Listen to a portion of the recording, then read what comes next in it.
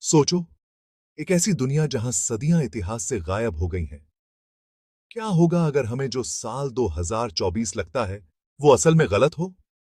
यह है Phantom time hypothesis का दिलचस्प विचार। इस थ्योरी का कहना है कि 614 ईस्वी से 911 ईस्वी तक का समय असल में कभी था ही नहीं। मानने वाले कहते हैं कि ये 297 साल गढ़े गए थे, इतिहास में जबरदस्ती घुसाए गए थे। लेकिन ऐसा क्यों किया गया होगा और किसने किया होगा? इस थ्योरी के समर्थक मानते हैं कि यह सब एक षड्यंत्र का हिस्सा था, जिसमें कुछ शक्तिशाली लोगों ने इतिहास को बदलने की कोशिश की। वे कहते हैं कि इस कालखंड के दौरान की घटनाएं और व्यक्तित्व, जैसे कि चार्ल्स द ग्रेट, असल में कभी अस्तित्व में नहीं थे। क्या यह सच हो सकता है? क्या इतिहास के पन्नों में सचमुच एक बड़ा झूठ छुपा हुआ है? आइए इस अजीबोगरीब और विवादास्पद थ्योरी के बारे में जानते हैं। क्या यह सिर्फ एक कल्पना है या इसमें कुछ सच्चाई भी है? इस थ्योरी के प्रमाण और तर्क क्या हैं? और क्या यह हमारे इतिहास को फिर से लिखने की जरूरत को दर्शाता है?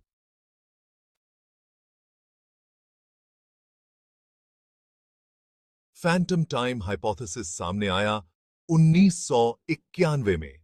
इसका दावा है कि शुरुआती मध्य युग, जैसा कि हम जानते हैं, मनगढ़ंत है।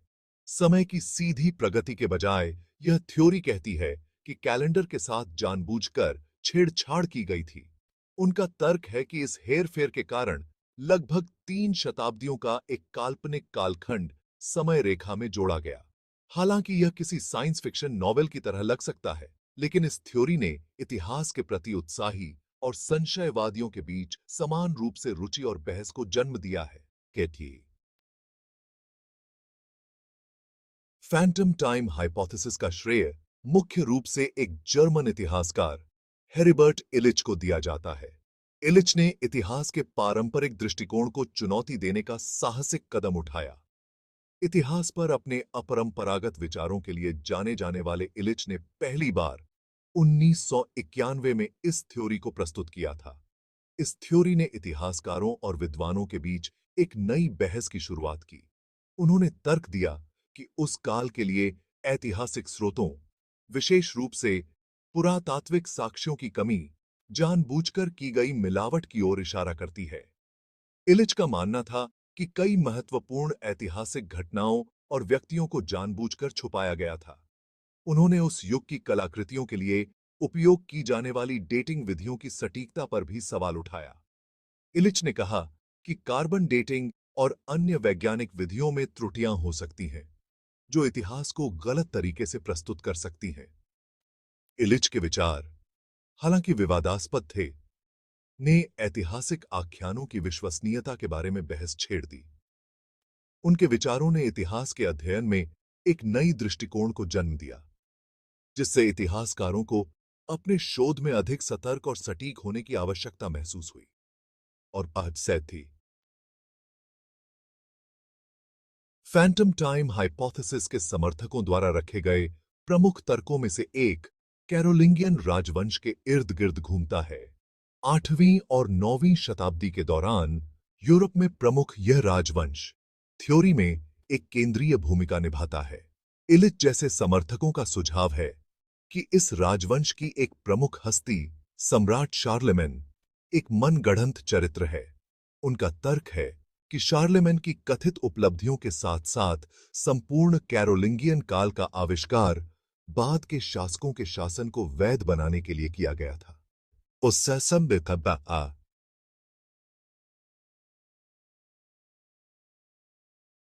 फैंटम टाइम हाइपोथेसिस को मुख्यधारा के इतिहासकार समुदाय के कड़े विरोध का सामना करना पड़ता है।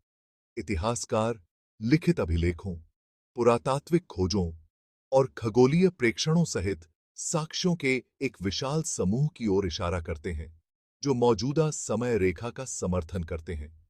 उनका तर्क है कि थ्योरी ऐतिहासिक आंकड़ों की चयनात्मक व्याख्या पर निर्भर करती है और पर्याप्त मात्रा में विरोधाभासी सबूतों की अनदेखी करती है। उनका तर्क है कि साबित करने का भार परिकल्पना के समर्थकों पर है कि वे स्थापित ऐतिहासिक आख्यान को उलटने के लिए सम्मोहक साक्ष्य प्रदान करें। मुख्यधारा के शिक्षा जगत में स्वीकृति की कमी के बावजूद फैंटम टाइम हाइपोथेसिस कुछ लोगों के लिए एक निश्चित आकर्षण रखता है। यह साजिश के सिद्धांतों और वैकल्पिक इतिहासों के साथ मानवीय आकर्षण का दोहन करता है। यह विचार कि शक्तिशाली ताकतें इतने बड़े पैमाने पर इतिहास में हेरफेर कर सकती हैं, एक मनोरम आख्यान है। यह आकर्षण महत्वपूर्ण विद्वतापूर्ण आलोचना के बावजूद लोकप्रिय संस्कृति में थ्योरी की निरंतर उपस्थिति में योगदान देता है। फैंटम टाइम हाइपोथेसिस को लेकर चल रही बहस इतिहास के एक महत्वपूर्ण पहलू को रेखांकित करती है। यह कोई अखंड, अपरिवर्तनशील सत्य नहीं है। इतिहास तथ्यों, इंटरप्रिटेशनों और दृष्टिकोणों से बुने हुए एक जटिल ताने बाने की तरह है। जबकि फैंटम टाइम हाइपोथेसिस द्वारा इतिहास की किताबों को फिर से लिखे जाने की संभावना नहीं है, यह एक अनुस्मारक के रूप में कार्य करता है कि ऐतिहासिक आख्यानों की लगातार जांच, चुनौती और पुनर्व्याख्या की जा रही है। फैंटम टाइम हाइपोथेसिस अपनी खामियों के बावजूद एक दिलचस्प क्या अगर परिदृश्य प्रस्तुत करता है। यह सिद्धांत सुझाव देता है कि इतिहास के कुछ हिस्से, जिन्हें हम सत्य मानते हैं, वास्तव में कभी घटित नहीं हुए।